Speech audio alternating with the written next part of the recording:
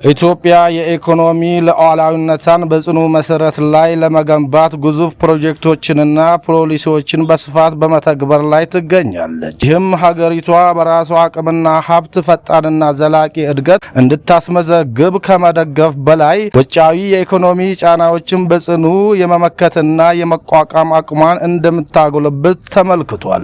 ጠቅላይ ሚኒስትር ዶክተር አብይ አህመድ ታላቁ የኢትዮጵያ ህዳሴ ግድብ የምረቃ ስነ ስርዓት ላይ ያደረጉት ንግግር ኢትዮጵያ 30 ቢሊዮን ዶላር ወጪ በማድረግ የምትተገብራቸውን 7 ግዙፍ ፕሮጀክቶች ማብሰራቸው ይታወሳል። 5 እና 6 ዓመታት የሚተገበሩት እነዚህ 7ቱ የጉባ ብስራት ፕሮጀክቶች የኒውክሌር ማበልጸጊያ፣ በአፍሪካ ግዙፍ አየር ማረፊያ፣ የጋዝ ፋብሪካ ማስመረቅ፣ የነዳጅ መጣሪያ እውን ማድረግ፣ ሁለተኛውን የጋዝ ፋብሪካ ግንባታ ማስጀመር፣ የማዳበሪያ ፋብሪካ ግንባታ ማስጀመርና በመላ ሀገሪቱ ከ1.5 ሚሊዮን በላይ ቤቶች ግንባታን ማካተት ናቸው። እነዚህ የሜጋ ፕሮጀክቶች ሲጠናቀቁ ኢትዮጵያ በቀጠናው ያላት የኢኮኖሚ አቅም በከፍተኛ ደረጃ እንደሚያጠናክሩት መረጃዎች ያሳያሉ። ይህንን ትልቅ ሀገራዊ ራዕይ ለማሳካት በአፍሪካ ግዙፍ የቢሾፍቱ ዓለም አቀፍ አውሮፕላን ማረፊያ ግንባታ ወደ ተግባር ተገብቷል። ጠቅላይ ሚኒስትር ዶክተር አብይ አህመድ ግንባታውን በይፋ ባስጀመሩበት ወቅት ኢትዮጵያ ያዘችው በርካታ የአውሮፕላን ማረፊያዎችን የመገንባት ስትራቴጂ ወደፊት የአፍሪካ ግንባር ቀደም የአየር ትራንስፖርት ማዕከል ለመሆን ያለመ መሆኑን መግለጻቸው ይታወሳል። የቢሾፍቱ ዓለም አቀፍ አውሮፕላን ማረፊያ ከአዲስ አበባ በ40 ኪሎ ሜትር ርቀት ላይ የሚገኝ 3500 ሄክታር መሬት ላይ የሚያርፍ ሲሆን ባህር ጠለል በላይ በ1910 ሜትር ከፍታ ላይ እየተገነባ ይገኛል። 12.5 ቢሊዮን ዶላር የሚወጣበት የአውሮፕላን ማረፊያ የመጀመሪያ ምዕራፍ ግንባታ ሲጠናቀቅ በአመት 60 ሚሊዮን መንገደኞችን ማስተናገድ ይችላል ተብሎ ይጠበቃል። አውሮፕላን ማረፊያው በሙሉ አቅም ወደ ስራ ሲገባ ደግሞ በአመት 110 ሚሊዮን መንገደኞችን ማስተናገድ የሚችል ሲሆን አሁን ካለው የቦሌ ዓለም አቀፍ አውሮፕላን ማረፊያ የማስተናገድ አቅም ጋር ሲነጻጸር በ4.4 እጥፍ ብልጫ ይኖረዋል።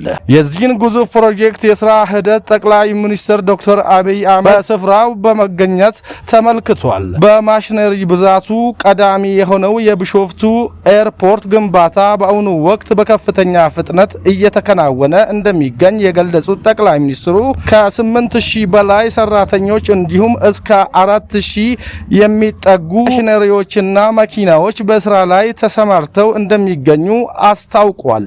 የፕሮጀክቱን ግዙፍ እንቅስቃሴ በብቃት ለማምራት ዘመናዊ ቴክኖሎጂ ጥቅም ላይ የዋለ ሲሆን እያንዳንዱ መኪና እንቅስቃሴና የስራ ውሎ በድሮን እና በዳሽቦርድ አማካይነት ቨርቹዋል ቀጥታ ቁጥጥር እየተደረገበት ይገኛል። አይነቱ የኦፕሬቲንግ ሲስተም በሀገሪቱ የመጀመሪያ ሲሆን በሌሎች ሀገራዊ ፕሮጀክቶች ላይ የሚስተዋሉትን የመዘግየትና የተጨማሪ ወጪ ችግሮች ለማቅረፍ እንዲሁም ፕሮጀክቱን በተቀመጠላቸው ጊዜና ጥራት ለማጠናቀቅ እንደ ትልቅ ማሳያ የሚወሰድ መሆኑን ገልጿል። ኢትዮጵያ አትችልም ምልከታን በመደመር እሳቤ እያሸነፈች ግዙፍ ፕሮጀክቶችን እየተገበረች እና ያዘለት ጊዜ እያጠናቀቀች ቃልን በተግባር እያረጋገጠች ትገኛለች። እንደ ቢሾፍቱ ዓለም አቀፍ አውሮፕላን ማረፊያ ያሉ ግዙፍ ፕሮጀክቶች ኢትዮጵያን ከዓለም አቪዬሽን መሪዎች ታርታ በማስቀመጥ የኢኮኖሚ ነጻነትን የሚያረጋግጡ ለትውልድ የሚሸጋገሩ ናቸውም ብለዋል። ቡፈኒ ጥያራ ድል አዱኛ ቢሾፍቱ ጉያ ፈልከን ኩተኖ ወለራ ጭኔን ኢጃረማ ጅራ ጀዳን ሙሜ ሚኒስትራ ኢትዮጵያ ዶክተር አብይ አህመድ ፕሮጀክቲ ሴና አፍሪካ ኬሰት ኢሰ ጀልቀባ ተኤ ቡፈኒ ጥያራ ኢድል አዱኛ ቢሾፍቱ ጉያ ፊ ሀልከን ኩተኖ ወልራ ጭኔን ኢጃረማ አካ ጅሩ ሚኒስትሪ ሙሜ ዶክተር አብይ አህመድ ኢብሰን ዶክተር አብይ ኤርጋ ሚዲያ ሀዋሱማኒቲን ደበርሰኒን ፕሮጀክቲ ቡራሌ ሚሶማ አቪዬሽኒ ሴና አፍሪካ ኬሰት ኢሰ ጉዳ ከን ተኤ ቡፈተ ጥያራ ኢድል አዱኛ ቢሾፍቱ ዳዋቹ ኢሳኒ አዴ addeessaniiru. Buufanni xayyaaraa kun yeroo xumuramu waggaatti imaltoota miiliyoona 110 simachuu fi Itoophiyaa wirtuulee aviyeeshinii addunyaa keessatti sadarkaa duraa irratti argaman keessa hiriirsisuuf guyyaa fi halkan kutannoo walirraa hin cinneen ijaaramaa akka jiru ibsaniiru.